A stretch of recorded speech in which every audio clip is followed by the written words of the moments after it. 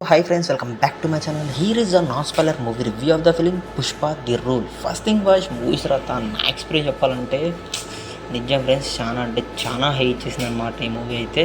ఇంకా మీకు నచ్చితేనే ఈ వీడియోకి ఖచ్చితంగా లైక్ చేసుకోండి అండ్ టోటల్గా చూసి మీకు ఇంట్రెస్ట్ ఉంటేనే సబ్స్క్రైబ్ అవ్వండి. ఎందుకంటే కొత్త క్రియేటర్స్ని ఎంకరేజ్ చేసి ఇంకా మంచి మంచి వీడియోస్ చేసి ఇంకా నాకు ఇంట్రెస్ట్ వస్తుంది. Let's dive into the video.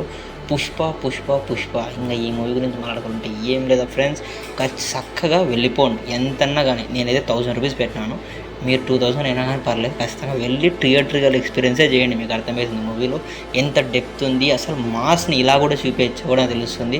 ఏముంది అబ్బాయి ఇంకా అయిపోయింది, అందరినీ చంపేసినాడు, ఇంక సెకండ్ హాఫ్లో ఇంకా అది ఉంటుంది, అట్లా ఏం ఉండదు. కొత్త స్క్రీన్ ప్లే ఉంటుంది, కొత్త రైట్ ఉంటుంది, కొత్త ప్లాట్ లైన్స్ని సృష్టించడం జరిగింది.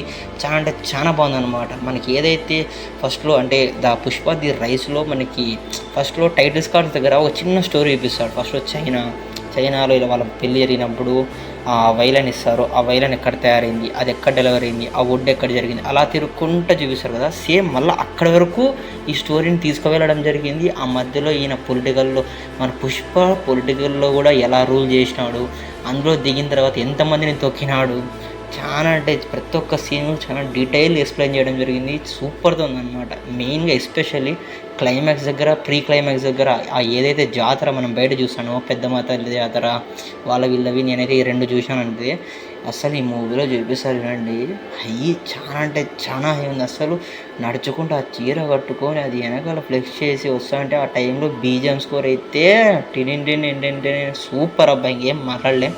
ఖచ్చితంగా వెళ్ళి చూడండి. ఇంకా అదొకటే కాకుండా ఫ్రెండ్షిప్ గురించి చూపించడం జరిగింది. అండ్ అలాగే ఎస్పెషల్లీ మనం రష్మిక గురించి మాట్లాడుకున్నట్టయితే రష్మికది చాలా అంటే చాలా మంచి క్యారెక్టర్. ఆమె డైలాగ్స్ అయినా కానీ ఆమె స్క్రీన్ ప్లేన్స్ కూడా చాలా త్రూ అవుట్ ద మూవీ ఆమె కూడా 30 minutes 40 minutes ఇచ్చినారనమాట.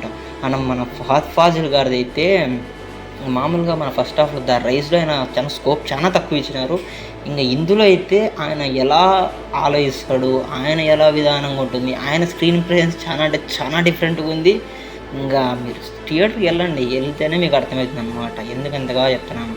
ఇంకా సుక్కు సార్ అయితే ఇంకేం చెప్పుకోలేం, ఆయనకైతే ఒక మంచి హ్యాట్స్ ఆఫ్ అని చెప్పవచ్చు. ఎందుకంటే ఈ స్టోరీ గురించి రాయాలంటే చాలా కాంప్లికేటెడ్ అనమాట. ఎందుకు చెప్తున్నానంటే పుష్ప మూవీ టోటల్గా రన్ అయ్యేది ఐడెంటిటీ బేస్ మీదనే. ఎందుకంటే పుష్పకి తన ఐడెంటిటీని తిరిగి తెచ్చుకోవడమే ఈ మూవీలో ఒక పెద్ద స్కోప్ అనమాట. దాని తగ్గట్టుగా ఆయన ఎలా మూవ్ చేస్తారనేది చాలా టిపికల్ పాయింట్స్. ఆ ప్రతి ఒక్కదాన్ని కూడా టోటల్గా మర్జ్ చేసి 3 years ఎఫర్ట్స్ అయితే ఎక్కడా వేస్ట్ కాలేదు ఫ్రెండ్స్. నాకైతే బాగా నచ్చింది. కొన్ని చోట్ల కొంచెం స్లో అయిన ఫీలింగ్ వస్తుంది. అండ్ మెయిన్గా నాకైతే ఆ కిస్స పాట అయితే నిజమంటే నా చెల్లి సచ్చినా చూస్తున్నా, ఆ ఒక్క పాట ప్రతి ఒక్కటి పాట నచ్చింది. అది ఐట పాట అని చెప్పినారు, నాకైతే అది అనిపించలేదు అంతగా.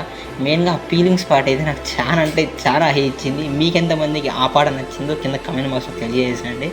ఇంకా అలాగే ఇంకా అదే ఫ్రెండ్స్, ఇంకా బిఎమ్స్ గురించి ఏమైనా మాట్లాడగలమా, ఇంకా డిఎఫ్స్ అయితే చించి పక్కన పెట్టేసినాడు. ఇంకా అది ఫ్రెండ్స్ పరిస్థితి. ఇంకా ఈ మూవీకి నేను ఇచ్చే రేటింగ్ అయితే 3.5 ఇస్తాను ఫ్రెండ్స్. 5కి ఖచ్చితంగా థియేటర్కే వెళ్ళి చూడండి. ఇంకా మళ్ళీ కొత్త రివ్యూతో మళ్ళీ మీ అందరి కోసం. అంతవరకు బాయ్ ఫ్రెండ్స్.